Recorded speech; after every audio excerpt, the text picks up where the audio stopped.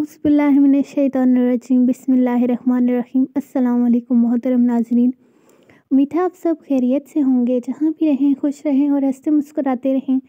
آج کی ویڈیو میں آپ کے لیے ایک بہت ہی شاندار وظیفہ لے کے آئی ہوں، جو کہ آپ کی تمام طرح حاجات مشکلات کو دور کرے گا۔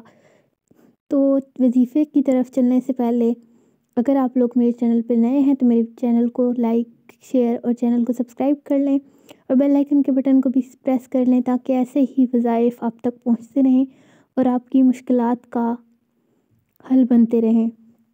تو محترم ناظرین، کسی بھی وظیفے کا سب سے پہلا اصول یہ ہے کہ آپ کا یقین کامل ہونا چاہیے۔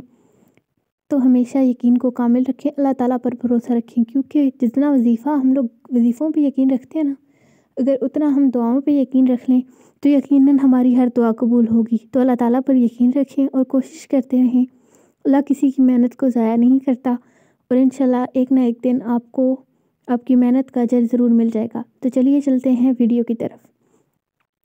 تو وظیفہ جو ہے وہ بہت ہی آسان ہے، چھوٹا سا ہے، زیادہ بڑا نہیں ہے، لیکن اس کے کرنے سے آپ کی ہر مراد اللہ تعالیٰ کے حکم سے پوری ہو جائے گی۔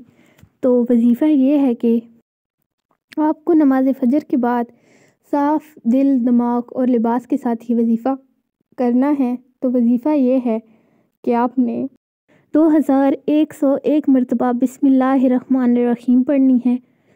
بسم اللہ الرحمن الرحیم کے بہت زیادہ فضائل ہیں اور ہم میں سے بہت سارے لوگ جانتے ہیں کہ یہ حاجت کے لیے بہت ہی مجرب ہے۔ 2101 مرتبہ بسم اللہ الرحمن الرحیم پڑھنے کے بعد آپ نے 129 مرتبہ سورہ کوثر پڑھنی ہے۔ 129 مرتبہ سورہ کوثر پڑھنے کے بعد آپ نے 300 مرتبہ یا ریمو پڑھ لینا ہے۔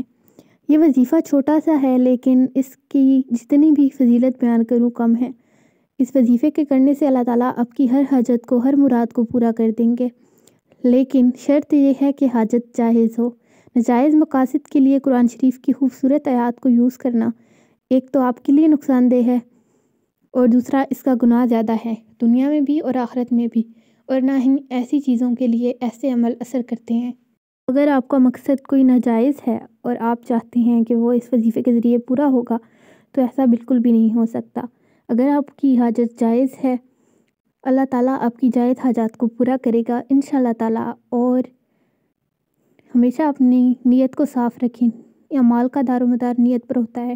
اگر آپ اس بات کا یقین رکھتے ہیں کہ اللہ تعالیٰ ہم سب کے ساتھ ہے، تو ہمیشہ اس بات کا بھی یقین رکھیں کہ جو اللہ جانتا ہے وہ ہم نہیں جانتے۔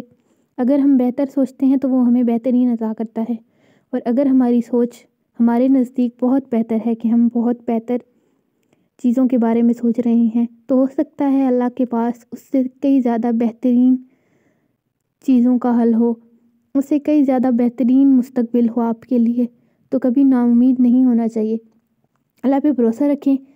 امید ہے آپ کو آج کی ویڈیو پسند آئے گی۔ ویڈیو پسند ہے تو ویڈیو کو لائک، شیئر اور چینل کو سبسکرائب کرتے ملتے ہیں اگلی ویڈیو میں، تب تک کے لیے اللہ حافظ۔